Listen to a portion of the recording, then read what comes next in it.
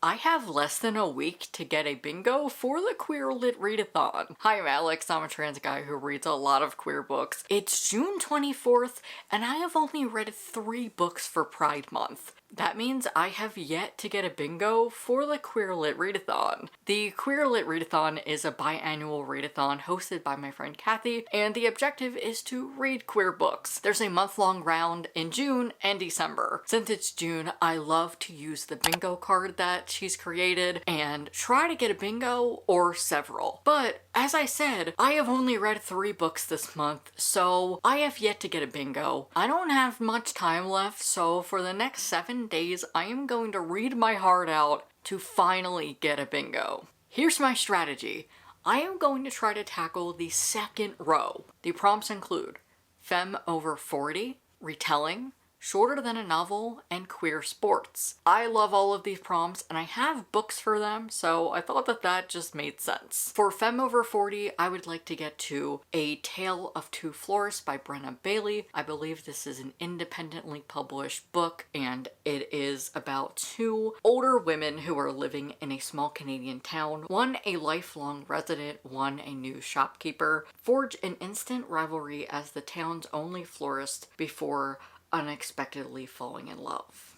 For retelling, ever since I've read Most Ardently by Gabe Kolnavoa, everybody's been telling me to pick up Self-Made Boys by Anna Marie McLemore. This is a Great Gatsby retelling following Latina characters, and it follows 2 trans guys. I'm so excited to read this. For shorter than a novel, I found this novella, Loading the Machine Child, a novella of utter speculation by T.T. Madden. Abby, a trans femme video game YouTuber, finds an anonymous package left at her door. Inside is a VHS tape that seems to call to something within her and opens up the door to the 40-year-old mystery of Polybice. The urban legend claims that an arcade cabinet allegedly caused madness and hallucinations in its players, while it installed over a single month in Portland in 1981. The package indicates that there might even be more to the story. Sounds really interesting and maybe disturbing. And last, for queer sports, I have Cleat Cute by Meryl Wilsner. I read Meryl Wilsner a couple months ago and I am obsessed with her work, so I can't wait to get the Cleat Cute. This has been recommended to me since I really enjoyed reading that author. Alright, that is my TBR and that is my ambitious goal for the end of the month. Wish me luck. I am desperate to read more Meryl Wilsner. I read Mistakes Were Made last month and I was obsessed with it, so I am very excited to read Cleat Cute. Everybody has said this is their favorite book by this author, and it is getting some sort of adaptation. I think it's a TV show, so that's very exciting. I believe that this is this a Rivals to Lovers? Oh, it's actually about the World Cup. How timely. Grace Henderson has been a star of the US women's national team for 10 years, even though she's only 26. But when she's sidelined with an injury, a bold new upstart, Phoebe Matthews takes her spot. 22-year-old Phoebe is everything Grace isn't. A gregarious jokester who plays with a joy that Grace lost somewhere along the way. The last thing Grace expects is to become teammates with benefits with this class clown she sees as her rival. Oh my gosh. Okay, so what you're telling me is Meryl Wilsner does write more things that are like Mistakes Were Made. Because after I read Mistakes Were Made, I scoured the internet for more books like it and I couldn't find anything that matched it. But this might be up my alley. I love Rivals to Lovers. I'm a big hockey fan. I love reading queer sports. I think that this is going to be another winner. I'm gonna read it right now and I'll let you know my thoughts once I have some.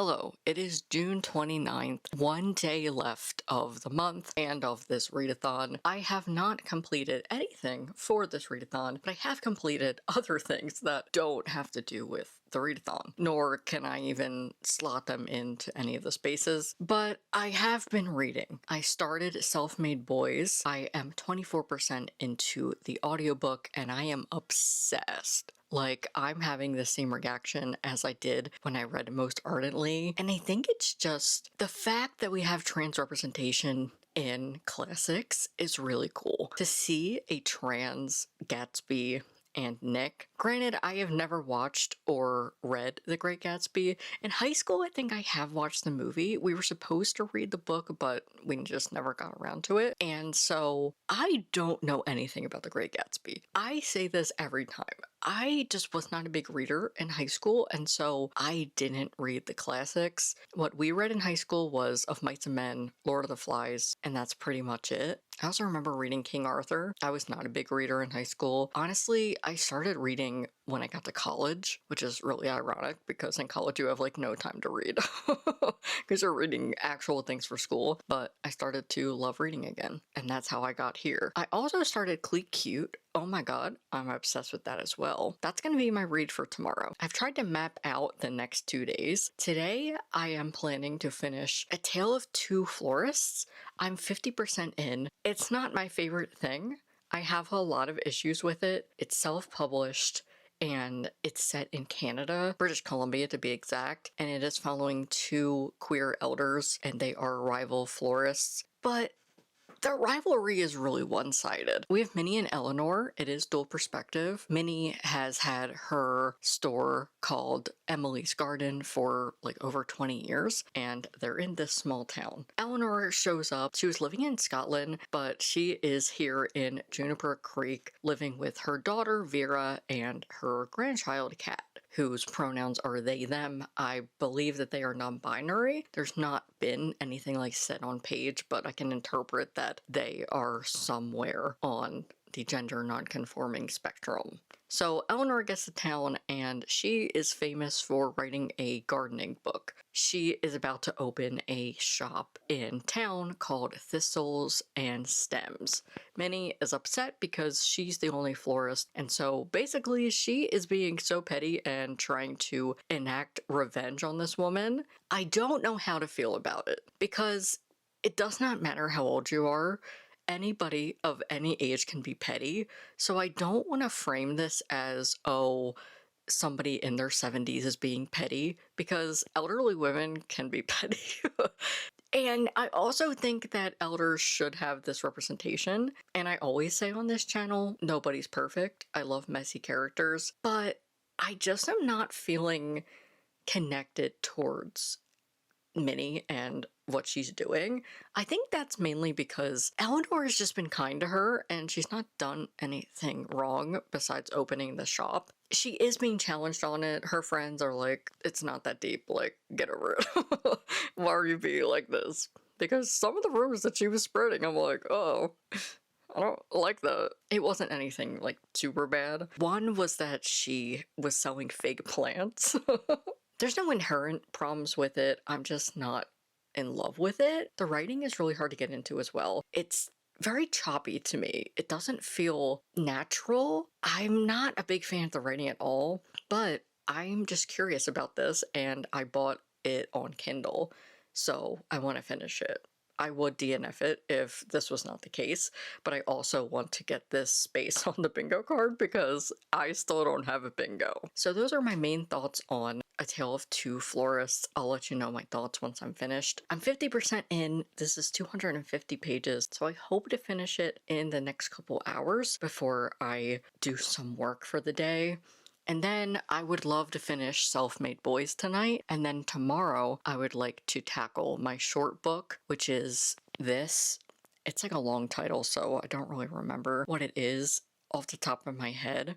And then hopefully I will finish Cleat Cute as well. I know it's very ambitious, but I'm gonna get it done because I need to get a bingo or else I'll be really sad. Alright, I'm going to go finish up that book and I'll see you in a bit.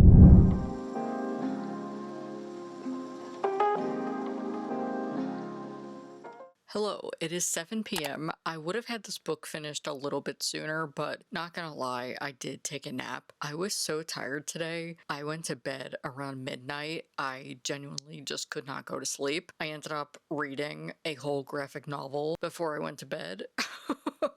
Because I just could not go to sleep. But I did just finish up A Tale of Two Florists, and I can check off the Femme over 40 space. I'll do full reviews for the books at the end of the video. Now I'm just focused on actually finishing the books. I am now going to tackle the rest of Self-Made Boys. I don't know how that's gonna go, if I'm gonna be able to finish it tonight. That is the goal, so I'll just update you along the way. If not, I'll just see you in the morning. Hello, it is the last day of June. I have a reading update for you. I finished 2 books yesterday, A Tale of Two Florists and Self-Made Boys. Incredible. I'm so glad I read that. Obviously, I'll have a review at the end of the video, but oh my god, I need more. Genuinely, I just need all of the trans Great Gatsby retellings now, and I'm sad that I don't have any more trans-centered retelling remixes to read anymore. I actually did get a bingo yesterday with the first row on the bingo card. When I read A Tale of Two Florists, that got me the first row. So if I don't complete everything today, I still got a bingo. But I'm still ambitious and I want to finish my Queer Lit Readathon TBR as much as I can today. It's 11:30 a.m. I woke up around 9. I have been going to bed so late. I went to bed at 2 a.m. I need to stop doing that. But when I woke up, I started my novella. It's 123 pages, so it is a quick read. It's called Loading the Machine Child, a novella of utter speculation. It is about Abby, a trans femme video game YouTuber and streamer. She ends up getting a box and she's scared about it because she's like, this is probably a bomb. This is going to be something that is unsafe for me. And when she opens it, it is a VHS of an arcade game from 1981. She either has to beat it or just figure out why she was given it. I'm so intrigued by this. I also just love that she's a YouTuber. She is a gaming YouTuber and she reviews games. That is so cool to me. I am really enjoying this and I will let you know once I finish it. With that, I'll complete this space shorter than a novel. And to complete queer sports and alliteration, I'm reading Cleat Cute by Meryl Wilsner. I ended up getting the audiobook on Libby. It says it's 11 hours. I'm on chapter 6, so we'll see how that goes. I really want to finish that today because I'm really enjoying it, but we'll see what happens. Having the audiobook is nice because this is a long book, and honestly, can I just say, the text is so small. I wrote this on my Instagram story a couple days ago, and I was like, am I getting old or is the text just getting smaller? You would think in adult fiction, it would be larger text because we're old and some people don't have good eyesight. Some people being me. I'll put in some like B-roll clip, but the text is way too small, so I'm glad that I have the audiobook. All right, those are my reading plans for today. As always, I will update you throughout the day whenever I can. I'll see you soon.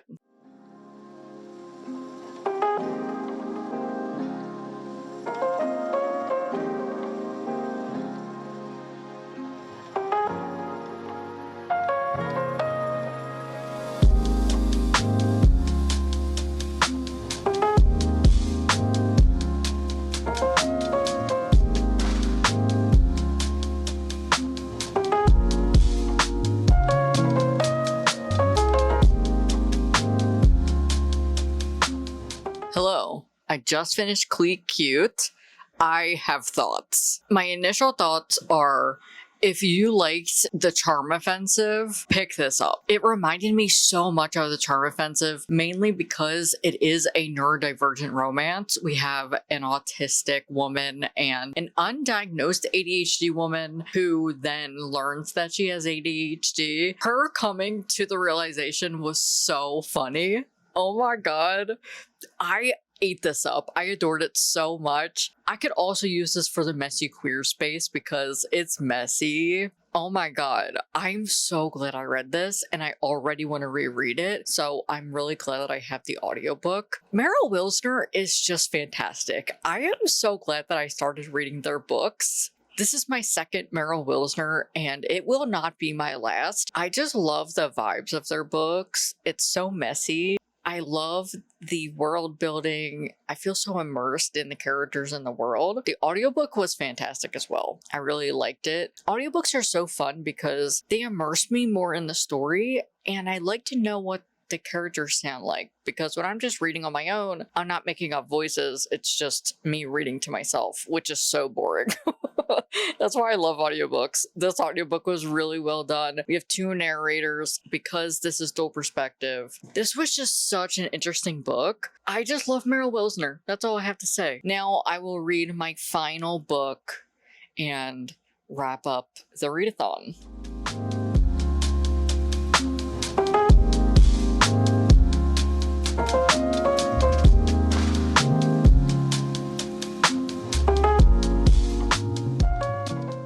It is 10:41. I just finished that weird novella. So weird.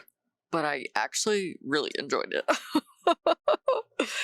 I started the month with a horror, and I just ended with a horror. This was like a sci-fi horror. I'm gonna go to sleep, but I will see you tomorrow to review the books and wrap up this vlog. They said it couldn't be done, but I did it. I got a bingo and I had a very successful Pride Month. Here's what my board looks like now that Pride Month is over and now that I have completed my reading for the readathon. As somebody who reads a lot of queer books, I love this readathon. I participate anytime that I can. So if you want to join in for December, I'll have links down below for how you can follow, and you should also follow me here because I always make a video telling you about the readathon and giving some recommendations. Now I'm going to review all 4 books that I read, starting with A Tale of Two Florists by Brennan Bailey. This wasn't my favorite thing. I definitely had some issues with it. The writing wasn't for me. It felt very clunky and dull. I also couldn't get past the characters' choices. It's a double-edged sword because no one is perfect, and I don't think elderly people need to be perfect as well. We have 2 florists, Minnie, who has been in town forever, and she has the town's floral shop. Eleanor is new to town. She's traveled from Scotland to Canada to be with her family after her wife passed. To honor her late wife and her wishes, she starts her own floral shop. This makes Minnie very upset, and she starts to be petty and enact revenge. I'm glad that her actions are challenged, because people in her life are like, you're 70. Do you need to really be doing that? Honestly, why not just talk to the woman? Because she's very nice and she's like, listen, I'm not trying to overstep. I totally get it. And eventually they do get there. I will say I love an enemies to lovers or rivals to lovers where it's not like instant that they forgive each other. And that does happen here. It's very slow progression into friendship and romantic feelings. It was a light and funny book for the most part. So if you are looking to read about women in their 70s and just queer elders, I do recommend this. Obviously, it's not going to be for everybody. There is a non-binary character who is Eleanor's grandchild, and I appreciated that we have elder characters. There's no transphobia or misgendering. You all were right by telling me to read Self-Made Boys because I loved it. I read the physical copy with the audiobook. The audiobook was fantastic, and I just loved this story. It's 1922 in New York City, and this is a Great Gatsby retelling between Jay and Nick, Nicholas Caraveo and Jay Gatsby. It talks about so many issues as we do have Latinx representation. I just loved this book. And now I need more trans Great Gatsby retellings, or I'm just gonna write one myself.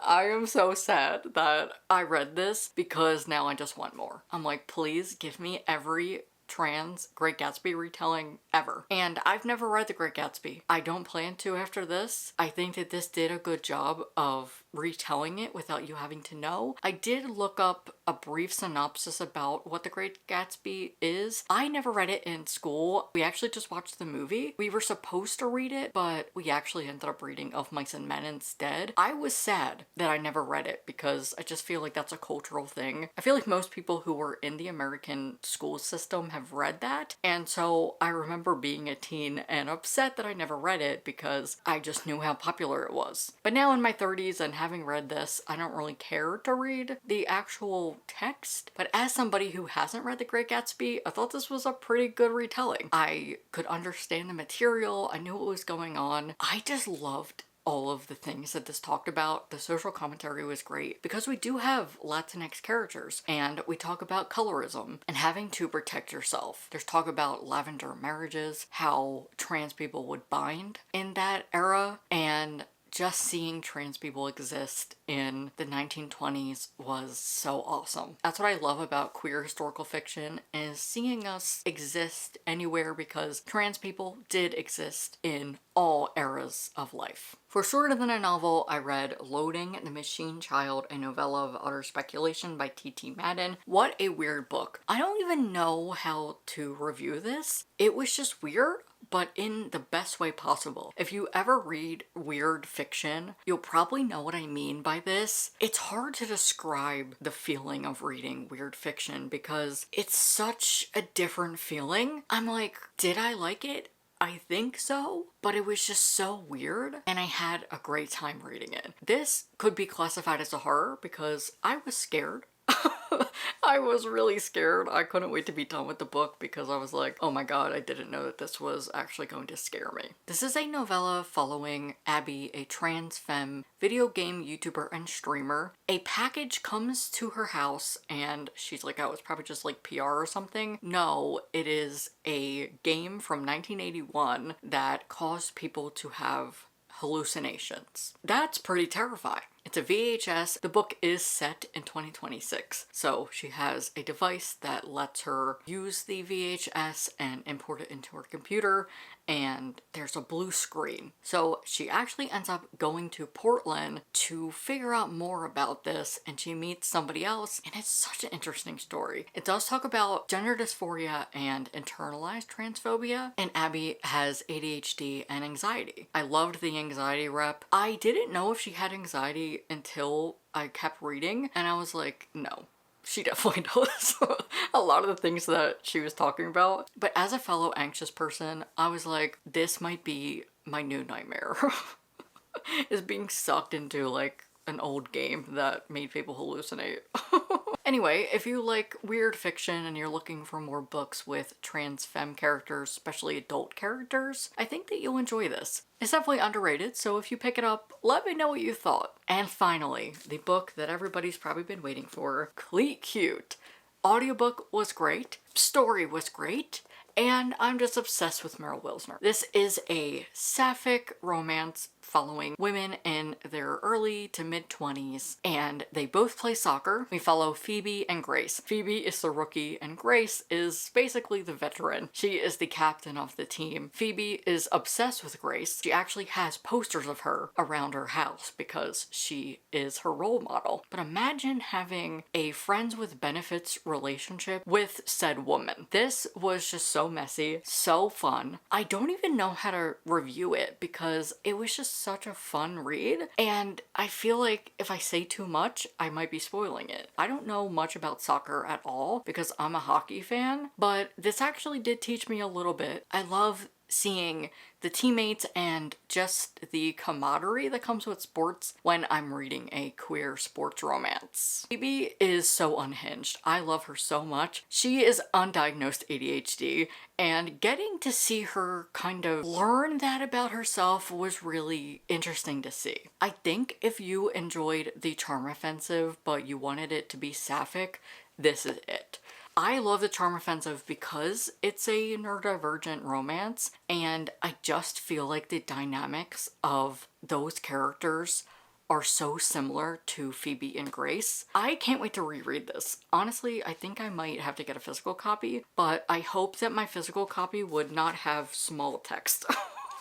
Oh my god, I just love this. Apparently it's getting adapted and I can't wait. There are so many scenes that I need to see played out on screen. Sports romances always have some family dynamics at play, whether there's a player who is just in the sport because they're good at it and they're helping their family. That's what Phoebe is experiencing. She's trying to make enough money to be able to afford top surgery for her brother Teddy, and she feels responsible to help her family with a bunch of their bills. She also gets a job at a diner, and I thought that was really cool. Just getting to see the social economic difference and like classism, because Grace is really good and she's popular. She doesn't have to worry about money, but Phoebe does. Phoebe's like, hey, I'm just here for the chance to be able to get to the World Cup, but I still have to pay my bills and I still have to have a job. And Grace isn't even sure if she loves the sport anymore. There's a lot of interpersonal conflict going on as well. I just loved the pacing of this, the story, the characters, and the mess of it all. Highly, highly recommend. Thank you to everybody who has recommended it. This is totally worth the hype. And that does it for Pride Month and the Queer Lit Readathon. Thanks so much for joining me on this vlog. If you enjoyed it, give it a like and leave a comment. It helps me out so much. And if you like queer books, you should definitely hit subscribe to join my community. A special thank you to my top members on Patreon and Bindry. I have had so many new Bindry members lately, and I appreciate you so much. It is my dream to have my own imprint dedicated to publishing the queer and trans books that I love reading. Please, I would love to have more queer sports romances. So if you want to help me out with that, monetary support is the best way to do so. It's as low as $5, and if I get enough monetary subscribers, I'll be able to have my own imprint.